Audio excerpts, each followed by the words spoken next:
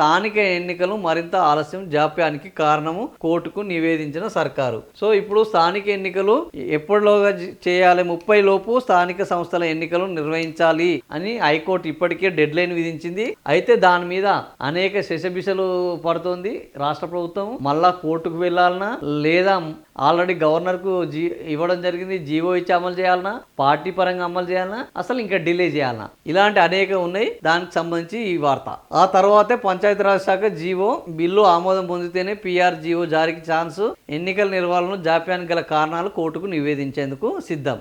రాష్ట్రంలో స్థానిక సంస్థల ఎన్నికలు మరింత ఆలస్యం కానున్నాయి. బీసీ రిజర్వేషన్లు పీఠముడి వీడేందుకు మరింత సమయం పట్టే అవకాశం ఉంది. సో ఇది కారణం కాబోతుంది. ఈ నేపథ్యంలో ఎన్నికల నిర్వహణకు మరింత సమయం ఇవ్వాలని హైకోర్టును కోరేందుకు కూడా ప్రభుత్వం సిద్ధమవుతోంది. స్థానిక సంస్థలలో బీసీలకు 42% రిజర్వేషన్లు ఇవ్వడానికి ప్రభుత్వం కులగణన నాటి నుంచి నేటి వరకు అనేక ప్రయత్నాలు చేస్తోంది. సో ఇప్పుడు ఆ బిల్లులు 5 నెలలుగా అక్కడనే పెండింగ్ లో ఉన్నాయి. స్పందన లేకపో 50% రిజర్వేషన్ల సీలింగ్, బీసీ సంక్షేమం ద్వారా త్వరలోనే 42% రిజర్వేషన్లకు బీసీలకు అన్ని శాఖలు అమలు చేయాలని ఆదేశిస్తూ సర్కారు జీవో జారీ చేయనుంది. ఆ జీవోను అనుసరిస్తూ పంచాయతీరాజ్ శాఖ కొత్తగా మరొక జీవోను విడుదల చేయాల్సి ఉంటుంది.